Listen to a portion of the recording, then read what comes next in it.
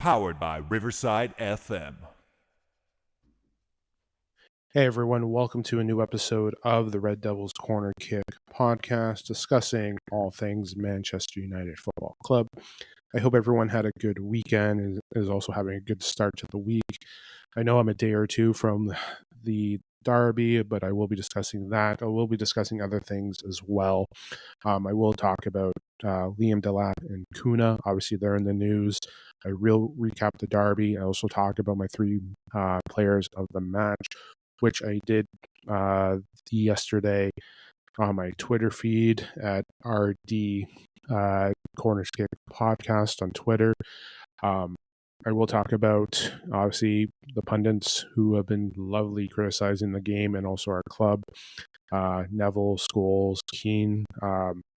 Is it time for them to, lay off, stop with it, or start putting in some facts about what's going on? Ruben Amorim's comments as well discuss about winning the league. That came in on the weekend. I forgot to mention that in my last episode of the podcast. Don't forget that you can listen to the podcast on Apple Podcasts or Spotify, as well as on our YouTube channel as well. I have also launched TikTok as well.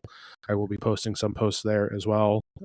Red Devils Corner Kick Pod, and then as well Instagram, Red Devils Corner Kick Podcast, as well as, like I just mentioned, Twitter as well. So I hope everyone enjoyed the derby. I know there was mixed reviews, but let's kick into that right away. Okay. Yes, it was a 0-0 draw for the derby against Man City. I know it wasn't what everyone expected, and I know there was critical, I shouldn't say critical, critiquing of some of the pundits, especially ex Manchester United players as well. So, listen, my thoughts on it.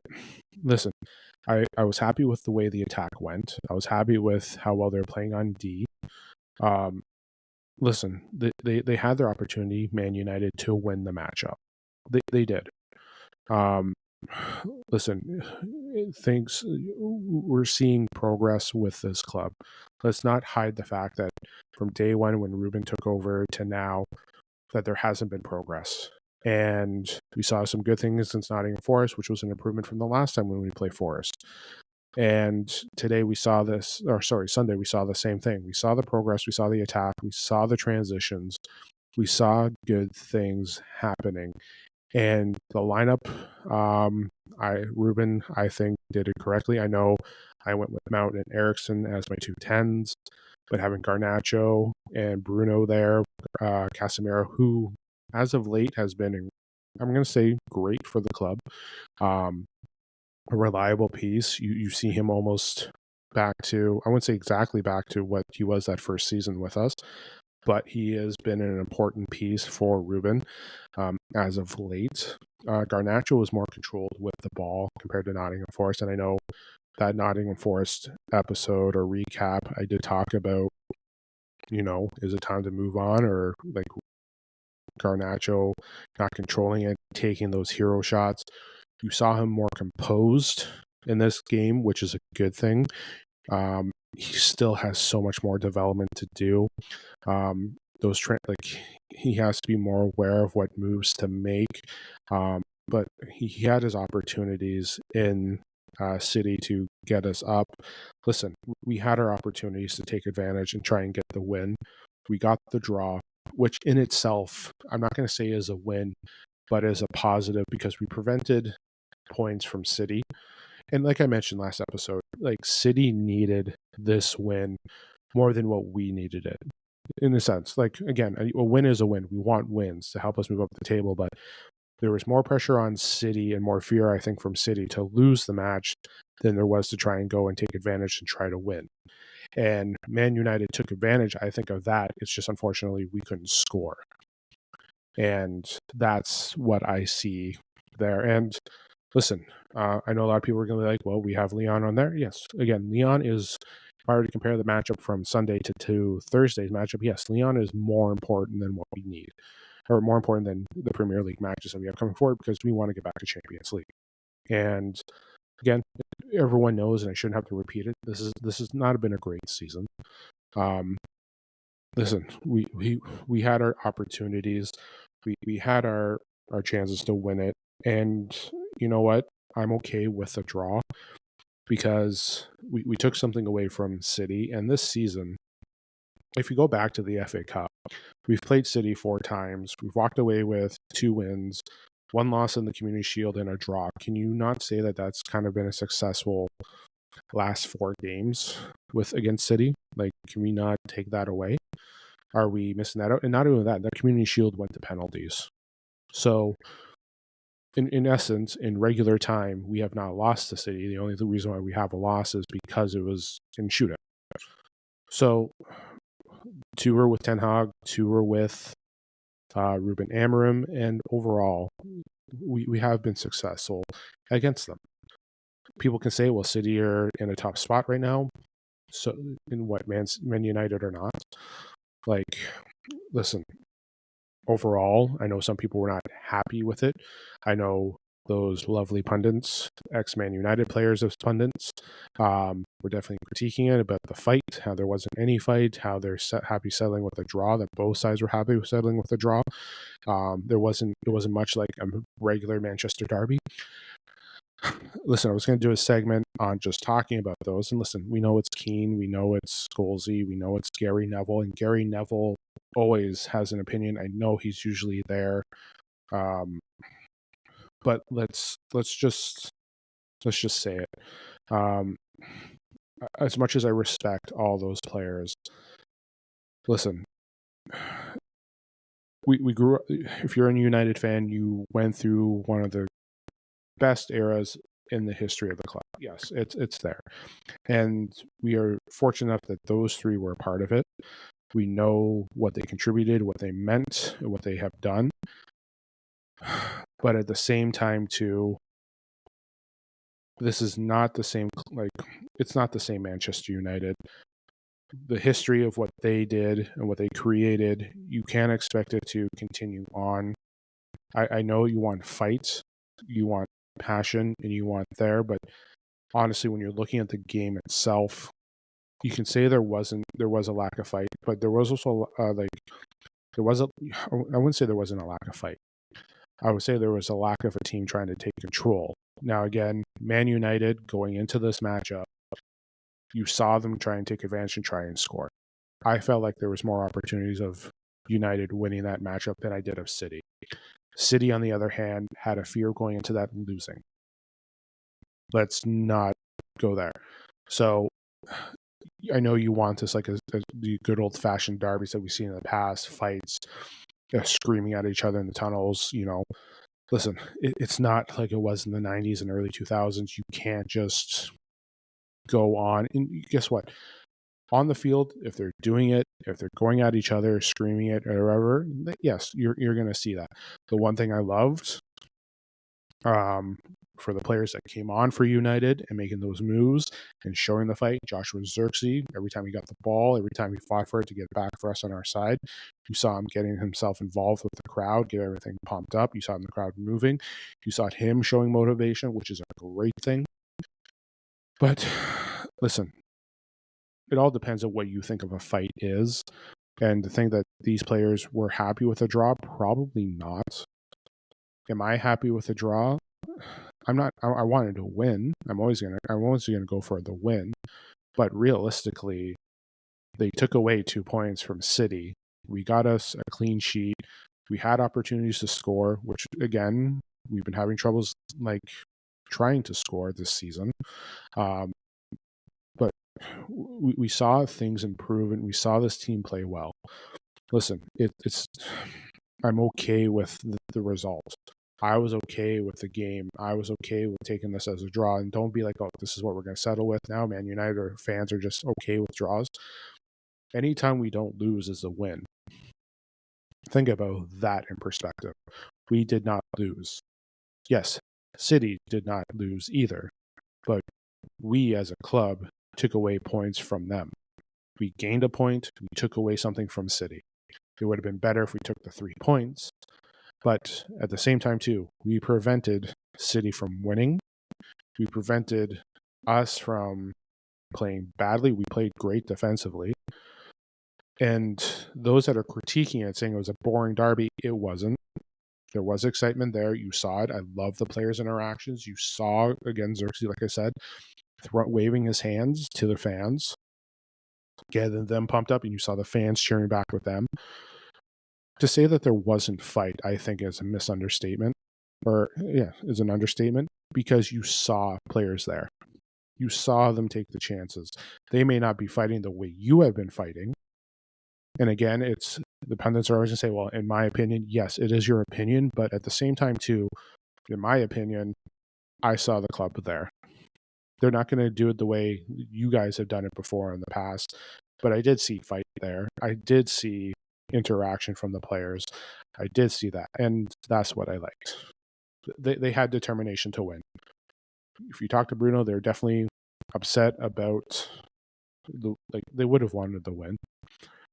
Ruben Amorim said there was no fight. I think the coach would see something probably different than I did, but they definitely were trying to win.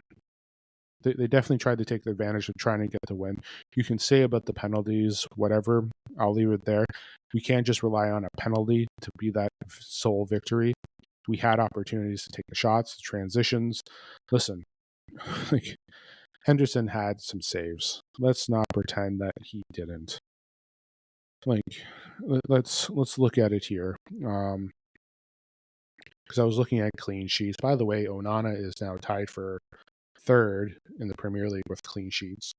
Let's not ignore that. Yeah. So, why did I say Henderson? Sorry, Ederson. Yeah, Ederson. My apologies, City fans, if you're listening. But yes, Ederson. He made some great saves. He did. Like, listen, there are days where goalie will be on, and there will be a day. Sorry, keeper. There are days where a keeper will be on, and there's a days that it's not. But again, we both got the clean sheet. Yes, I think United should have won. United should have won that match. Like, they were the better team. Let's leave it there. Again, I think when you saw them trying to fight and get the ball back, get themselves involved, you're seeing the I think it all depends on what an ex-player will define as fight. But listen, these pundits are always going to critique, always talk about the past and what they think, what they should be doing. That's their job. It is. But at the same time, too, just sometimes I feel like the pundits are trying to pick and go after these players and just try to tear it down because, again, it's their former club. Don't get me wrong. We hear Carragher talk about Liverpool and everything, but he also promotes Liverpool, like how great they are. But in all fairness, like, I'm not trying to, like, they have a right to critique. Like, they do. They're going to provide criticism. That's what they're getting paid to do. But I'm not saying that they should back off, but I'm just saying there are times where it's great that you would have done this, but not every player is you. Not every player is a Roy Keane. Not every player is a Gary Neville. If they were, we'd be talking about Gary Neville again, Gary Neville 2.0. No. Every player does things in their own way. They see the game differently than those players do. And you know what? Like, you don't like what they're doing, so be it. Some of these players that have critiqued, that have worn the badge, they didn't leave the club in the best of way. We all know how Roy Keane left the club. Let's not pretend. I mean, he shared his emotions on how things went down with Sir Alex. Like, we know how they are. We know that, oh yes, back in your day, you would do this as well. But guess what? They're not going to pick a fight and go after players in the tunnel. I think the evolution of the game, again, has moved past of the fight, the speaking. Like, they can not speak on terms, but you have to remember, this game has grown so culturally that they're facing countrymen as well. Not only that, sometimes they're facing former teammates. They're facing former countrymen. They're facing colleagues. Technically, they're all in the same league if you look at it. different teams, but again, they're all players. They all respect the game. But there's really no benefit of trying to target, because again, if this is the 90s and early 2000s, if they did it today, we're losing players for the season here, guys. The FA will come down and just get rid of them. Like, there's stupid things, and again, like the way the game is now, it can't be done there. And you really want to be kicked out of a game before the game starts because you decided to fight in the tunnel. I know there's history, I know that is, but again, players are aware of the history of the clubs and what it means, and they understand the importance of a derby. But at the same time, too, they're not going to go out with revenge. They're not going to go purposely try and punch someone or chase anyone down or throw a fist or anything. They'll get into a disagreement. You'll sometimes see the headbutt. You'll see it there. But at the same time, too, we can't do what we did. So, listen, yeah, that's my rant. I'm sorry if I did. But in the end, I was okay with the draw. We prevented City from winning. We also prevented ourselves from winning, from not taking the opportunities. But in the end, I'm okay with it because I enjoyed the derby. I did. I did. I did not find it boring. I did find it there. So we'll leave it there. My 3 players of the match, because I went on my segment a little bit long. I went with Mazraoui, Bruno, and Lenny Euro as my 3 players of the match. All of them were great.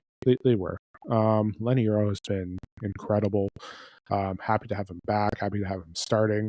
So I was happy with that as well.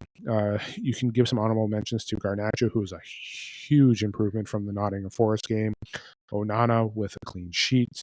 So overall, I was happy with it. It was an improvement. You're seeing the improvement of the club. You're seeing it get there, take their steps. You're going to see what's going to be happening next. You're going to see growth. So again, we have Leon this week. Hopefully the momentum and the style of play carry on. So again, I'm happy with the draw. As much as people thought it was boring and not what they wanted, I was okay with it. In the end, I'll take that any day, because again, us preventing City winning is a win for us. Us getting a point, that's also a win, because we didn't lose. And for us, critique, like, again, if we were the better team and lost off of a silly mistake, then we'll go off. They're going to go off on Man United on that. But again, City, again, they didn't lose, they didn't win. You can say that, but again, Man United were the better team. They should have the opportunity to win. I'll take the draw. We didn't lose, which that is a good thing for Ruben Amorim to take there. We did not lose. Some people are considering this draw worse than a loss. I am not. I will take the points. So again, we have a coefficient where there's a potential 11 to 12 teams that can make it into Europe next year. Getting the points that we have now potentially helps us to get into Europe. Let's remember that too. We have a coefficient. Again, either Conference League, Europa, Champions League. We have an opportunity to try and get there because of the way the coefficient is. So if you're taking a look at everything going forward right now, the way things are, again, trying to get as close as we can to that top half does help us as well. Potentially get into Europe, whether it's Conference League or not. Newcastle already technically in the Conference League by winning the Cup this past February. If obviously we're out of the FA Cup, but the winner of the FA Cup goes to Europa.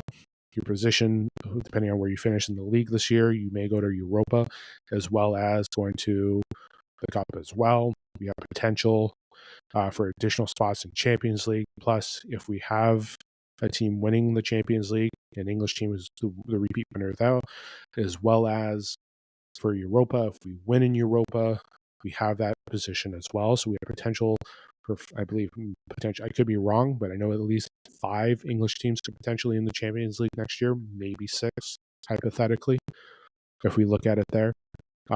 So there are opportunities to have that there. So at least 6 teams there. for Champions League, potentially 3 for Europa, for those that win the FA Cup final, plus the additional spot. Yeah, so again, Europa. If Chelsea go on to win the Conference League, they automatically get a spot into Europa. So you have 9 spots there, plus the extra spot for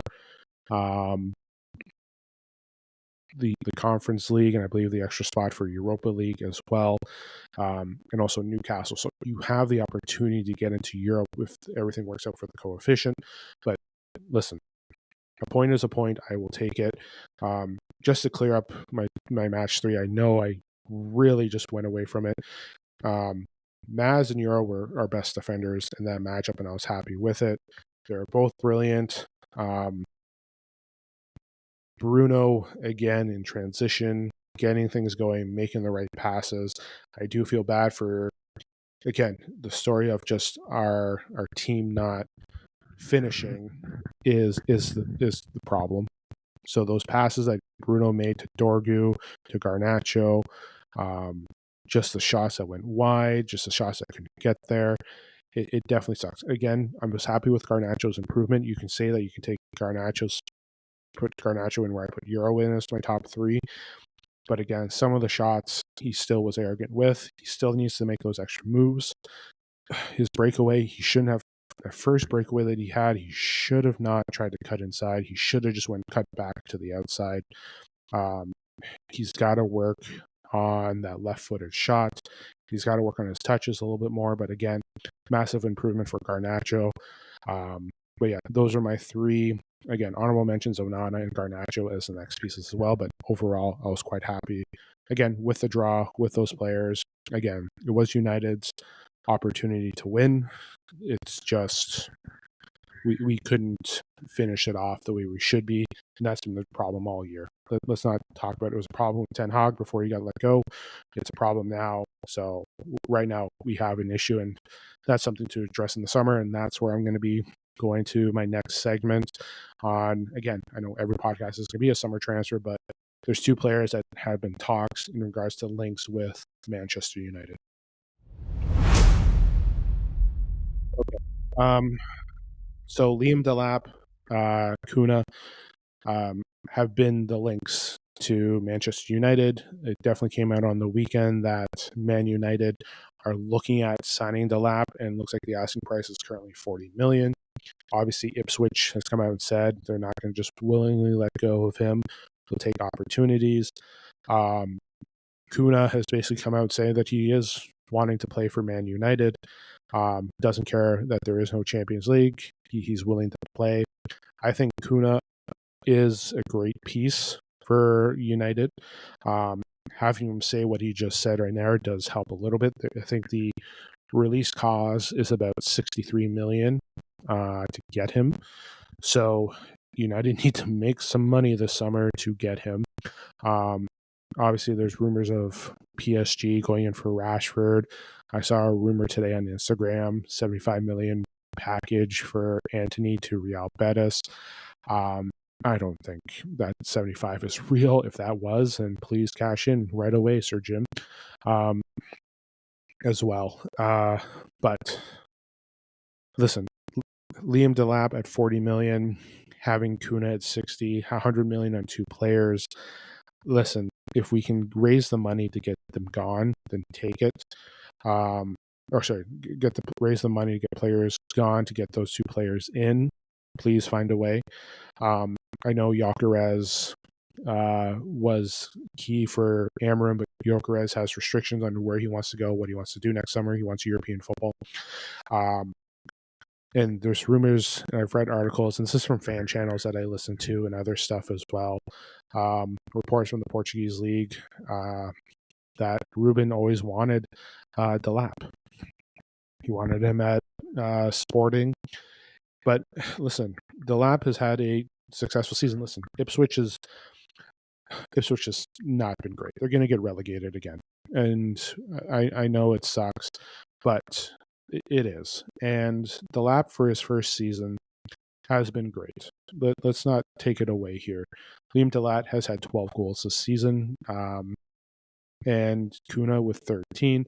Cunha is almost off of his suspension. Should be returning, I believe, this weekend. We'll definitely see him for our next matchup with the Wolves again. But in everything that's going on, he would be a great addition to United. Liam Delap, I think, would be great as well. I think Liam Delap, the way he transitions and moves the ball with his feet, would be an improvement over Rasmus. Again, Rasmus is your, like, I would say in reference to similarities of Harry Kane type striker. But if the transition and the way the 3-4-3 that Ruben is playing, you need to have your striker be able to move and transition with that ball. It's not just like get your striker into the box. When you've seen Gyökeres play, you've seen him move and take control and move with the ball. So Liam is going to have to pass, move the ball, transition. That's what we need for that striker. And when you get Rasmus into open space, he's gone and he has the power to fight through. But for what we need in transition to move, especially if we move things through the middle, like we move from, like, let's say, for example, we move from the back. Let's say we move from the back. So let's go Dalot to Bruno in the middle. Then you want to move it up to your striker in the middle. And then you're sending your 2-10s up a little bit. You kind of need to have your striker move, not just take the ball, look and pass. You want to see him move in transition and move that ball up to get more of an attack going. So I think Liam Delap will help with that. I think with the addition of Cunha as well, that should help as well. Listen, when I did my episode a couple of weeks ago, I talked about who I would like the team to go for. Listen, out of the three, I think when I said go for Semenyo, Jonathan David, Angel Gomez, the reason why is just because of cost. Listen, Delap is eligible for 40 million. Cunha is 60 million. That's 100 million, over 100 million dollars they need to spend this season on two players. They need to raise that. So if they're expecting a Rashford deal to go, or they're expecting anything for Anthony, they're gonna have to sell Garnacho or Mainu to possibly get that as well. And not only that, you're hoping that the 25 million by Chelsea happens this summer too, because I don't know why fan channels are reporting Sancho taking the money. I know Fabrizio Romano just reported there's the opportunity to go 5. Right now, I don't know why it's limbo, because again, they just came out and said that they'll be signing him, Chelsea. So I think fans are just trying to make news or try to put a scare in, saying there might be a consideration that Sancho may be coming back. So we'll see. Let's leave that to them, because we don't know what's happening. The season's not done yet. So I think Chelsea needs to worry about money, especially with the sale. Especially needs to worry about money, especially with the way they're selling players. They're going to turn, like, they do a very good job at selling players. They do. So I don't know if they have to raise money to try and get that 25 million for Sancho. So we'll see. I'm just going to leave the Sancho thing off. Just move away from that. I'm looking at that as an actual sale, but again, they have to raise funds this year. If they have the 100 million, great. Going to Europe helps even more with the funds. So getting those funds in for Europe is even better. So it really is just trying to wonder, can we get that? Can we see how it goes? But it's trying to get those two players is tough. Semenyo and Boyo is players that I would look at as well. But again, having those additions there, helping out with the offense, having it move on the attack. Our attack needs it. I know I keep referring to offense. I do apologize for my North American slang. But our attack is definitely going to be trying to work towards it. Listen, I mentioned what the potential could look like next year. Again, I know Jonathan David, I've mentioned, he is an experienced striker. You can bring him in. He's not experienced in the Premier League, but he is an experienced striker. So what you could do next year is this, and I'll just give myself another minute here. I know I wanted not to make this a short episode. I wanted to make this a little short episode. Listen, David, you can go with David Delap because David's on a free. David Delap, Hoyland as your 3 strikers. If they go for Cunha, you have Cunha, Mount, and I know there's talks about Mount potentially being gone for 6 months to get an injury fixed that will prevent him from having more issues down the road because there's the pelvic injury. But let's go. Cunha, Bruno, Garnacho, if him or Mainu are still here. So let's say Mainu gets sold. So you have Garnacho, Bruno, as well as Cunha and Mount as your 4-10s. You have Ahmad who can play, but Ahmad, I believe, should be playing out on the wing. And then in the middle, you'll see Casemiro will still be here. You'll have Ugarte. You have Toby Collier moving up. We'll probably have Kone move up as well. So you have youth develop there. But you're still going to have to go for frees as well to try and boost up, depth. Unless there's some academy players that are all set to go to the senior team. So we'll leave it there. In defense, obviously, we're going to need to improve there with Evans, Lindelof going as well. Lissandro Martinez not coming back until injury. So our defense would still be, and Harry Maguire may be gone too. He may be here for 1 more year. So again, your defense will still be Delit, Yoro, Maguire is your back 3, Lissandro Martinez, and Aiden Heaven as well. Harry Amos may break through next year as well as be part of that. So your depth is there, which is good to have. Goalie situation we're still looking at. Onana may be sold. But yes, Cunha, Delap would not be a bad thing. It would be an improvement as well. But again, we still need an experienced striker. But I think having Delap score 12 goals will be key, or has been key for the way he's played. Ipswich has not played well. Let's just go there. But Delap has scored, has played well. 12 goals there. Again, having Rasmus there as well. So hopefully we see an improvement in terms of the attack. But I think transitional-wise, playing up front, I think that's where Delap will succeed over Rasmus because of the transition and move out from the back through our front to attack. I think having that there will be key for Manchester United and having that type of striker. So that's what I'm going to look at. Because again, if Gyökeres is the same type, if Delap is something similar to Gyökeres, which I believe it is, because again, Ruben won apparently him back at Sporting. If that's the type of striker that you're looking at, then that helps in the 3-4-3 in transition and moving the ball. So that's something where Rasmus does struggle a little bit, but Delap, I think, will improve a little bit more, which he may transition over to Rasmus. But that's where I'm going to leave it there in terms of talking about the transfers and those 2 players. So we'll leave it there. And I'll move into my final segment. It's going to be a combined segment. But it's definitely, again, summer transfer window can't get here sooner enough. But again, we need funds to get to those players that we want. So we have a lot of stuff going on. Again, Lyon this week. Again, the closer we get to Champions League, or if we are able to get into Champions League, does help. And again, I mentioned the segment before, the coefficient is very key as well. But yes, having those 2 players that I mentioned would be an improvement to United, especially on the attack side. That's what we need to have as well.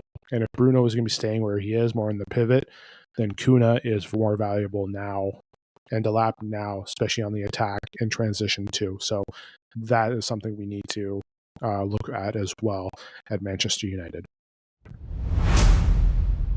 Okay. For my final segment, again, I'm combining this, just 2 little things. I know there's comments on the weekend. I forgot to mention this in episode 7. There's talks of Ruben making comments about winning the league with Manchester United and the blowback that he has been getting. Listen, I am 150% okay with those comments saying that he's going to win with Manchester United. He doesn't know when, and again, he wants to aim to end up competing. I know that's the pressure of being a Man United manager compared to any other manager in the world. Listen, God, I don't want to just say these comments, but I'm going to. And you can take it the wrong way. You can take it whatever. Listen, Man United is the biggest commercial club in the world. I'm saying commercial because of the marketing and how they portray it. Realistically, they are. Are they the biggest club in the world? The answer is no. Listen, the biggest club in the world is Real Madrid. That's how I'll leave it as. Real Madrid has their set ways on winning and everything, and you see them succeed. Ruben Amorim, the Glazer. I'm going to say Ruben Amorim probably in his mind would like to have something similar to that. I'm not saying he's going to, but he wants to win and succeed. And when I'm saying, when you're doing a club commercially that has a lot of cameras on you, reporters, ex players who are now pundits who are part of the team organization, for example, Gary Neville, the new project, who's involved with Sir Jim and knows what's going on. And again, I've critiqued that interview that they had before.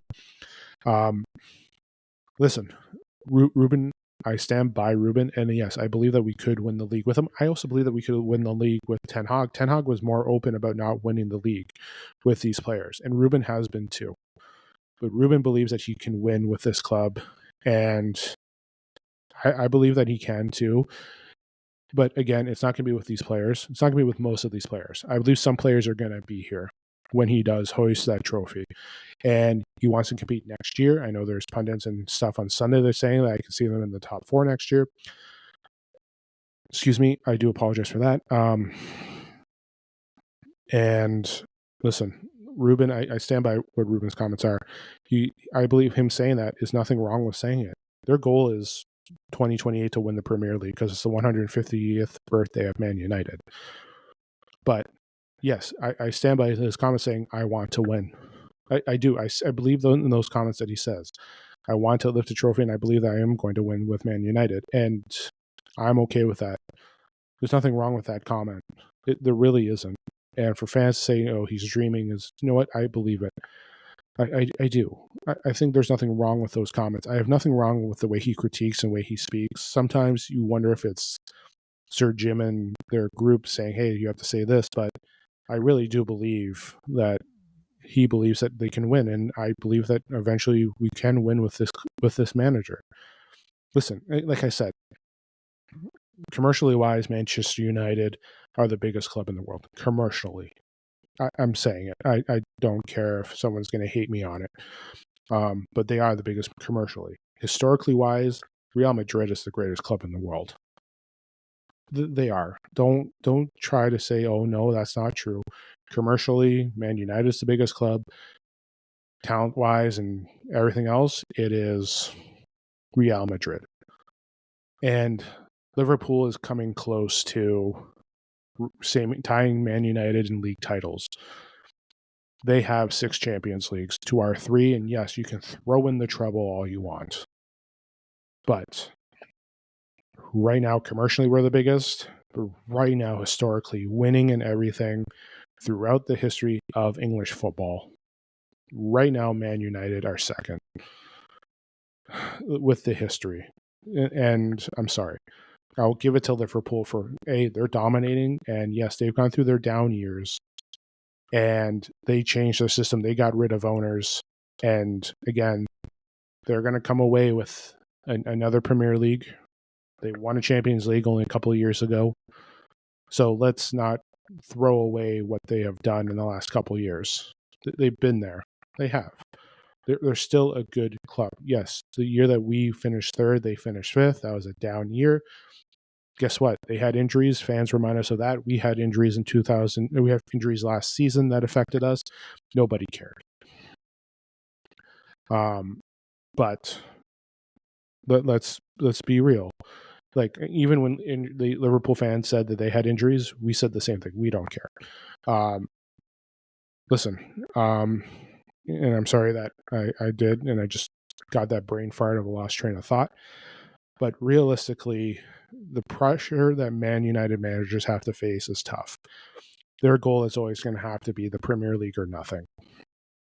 And you can say that Ruben was just going with that. But realistically, I still support that he can, and I believe that they're going to. And I believe it's going to be with players that are currently on this roster, but it's not going to be everyone that's on this roster. And we'll have to see how the transfer goes. But again, I would like for them to compete next year. But I do believe that Ruben will be hoisting the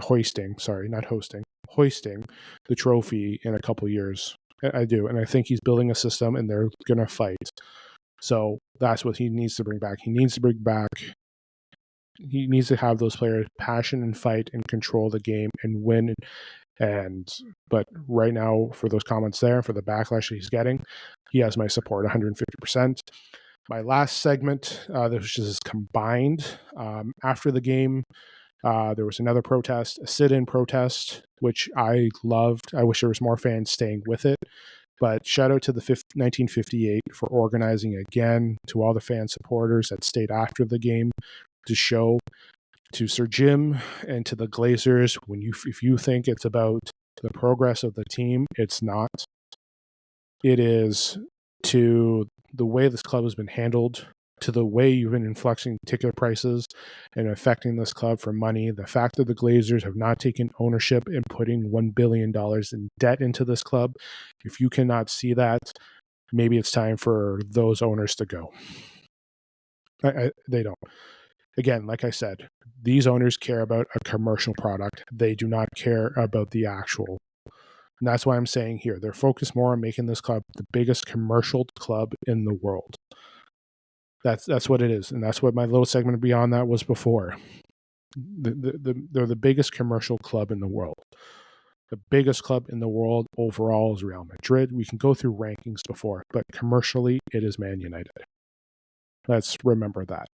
And fans need to look past that. Ignore that. Stop worrying about commercials and stop worrying about selling the brand and whatever. Worry about the focus on this club. That's it. Like, I know they're going on tour like 4 days after the season ends. Like, congratulations. Your commercial season has already started. Yay, £8 million. Great. But this club is suffering in debt because of neglect from the ownership who do not care. And I know Sir Jim can't say squat, but he knows as well that eventually he may even leave because he can't handle it. And I hope that someone comes in and buys the club fully.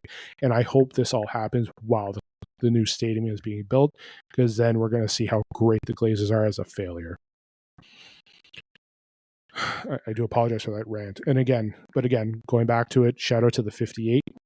Shout out to them organizing again. And I wish I was there to stay after. Unfortunately, I'm in Canada and I can't attend. But again, shout out to the 1958 for getting everything organized and doing that sit-in process to stay longer. Because again, Liverpool fans started doing that when they got the ownership change too.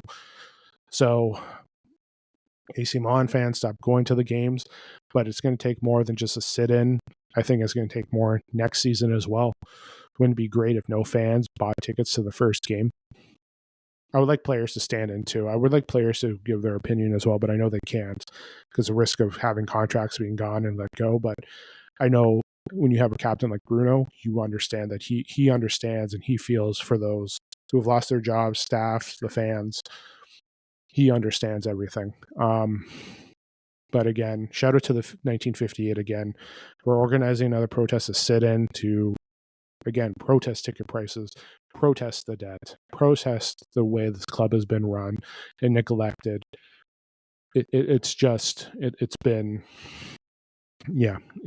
hasn't been great, but yeah, I think the 1958 deserve, and the fan groups and everything in Man United, in Manchester and in England for organizing. And to those fans that stayed extra, thank you. Listen, that's it for today's episode of the podcast. It went way longer than I expected it to.